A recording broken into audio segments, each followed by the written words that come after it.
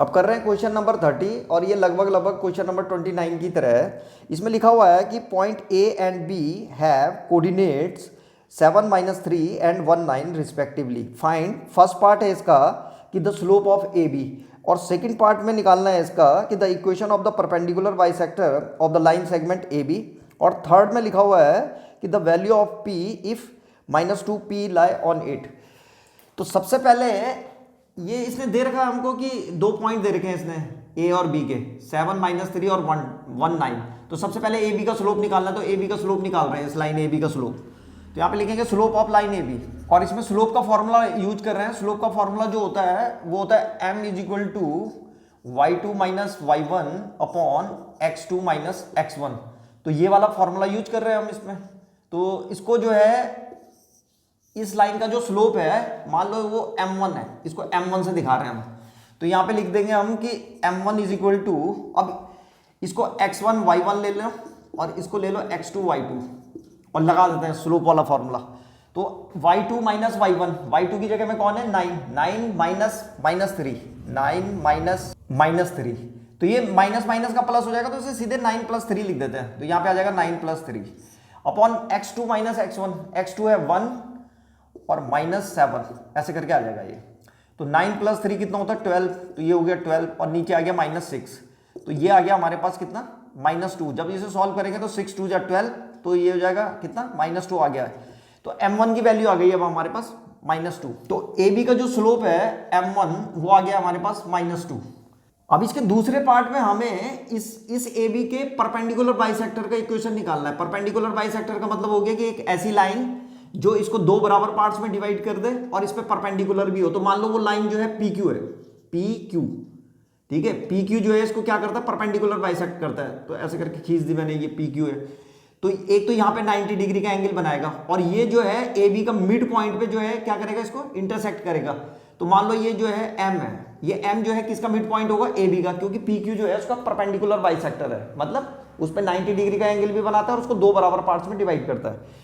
तो सबसे पहले M निकाल देते हैं, मिड पॉइंट की जरूरत पड़ेगी हमको। तो यहाँ पे लिख देंगे हम कि mid point of AB, mid point of AB, ठीक है। इसको M से दिखा रखा, तो M इज इक्वल टू क्या होता है इसका फॉर्मूला, इसका फॉर्मूला होता है x2 + x1 upon 2, y2 + y1 upon 2।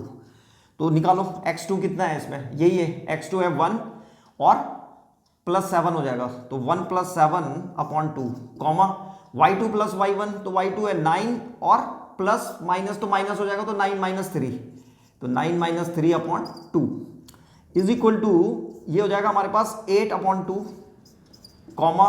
9 में से 3 चला जाएगा तो 6, तो 6 अपॉन 2। और जब इसको सॉल्व करेंगे तो ये आ जाएगा 4 और ये आ जाएगा 3। तो इसका मतलब ये मिड पॉइंट भी आ गया हमारे पास, मिड पॉइंट हो गया इसका 4 और 3।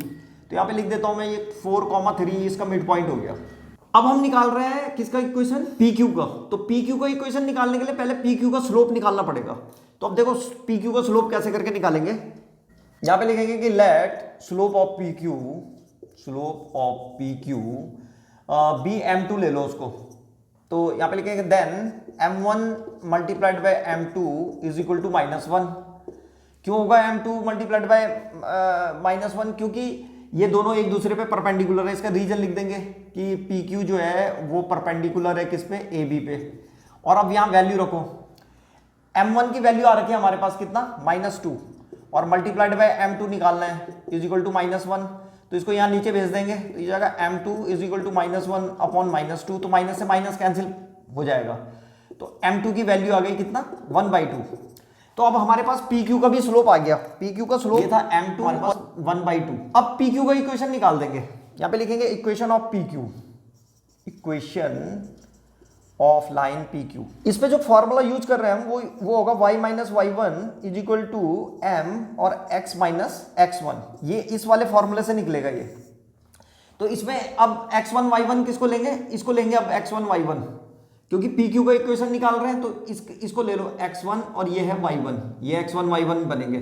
x1 होगा 4 और y1 होगा 3, और स्लोप m की जगह में जो है इस लाइन का स्लोप आएगा PQ का, जिसका इक्वेशन निकाल रहे हैं, तो 1/2 आ जाएगा। तो यहाँ पे रखो y - y1 की जगह में है 3, इज इक्वल टू m2 है, m की जगह में m2 आ जाएगा तो 1/2 और x माइनस x1 कितना है 4।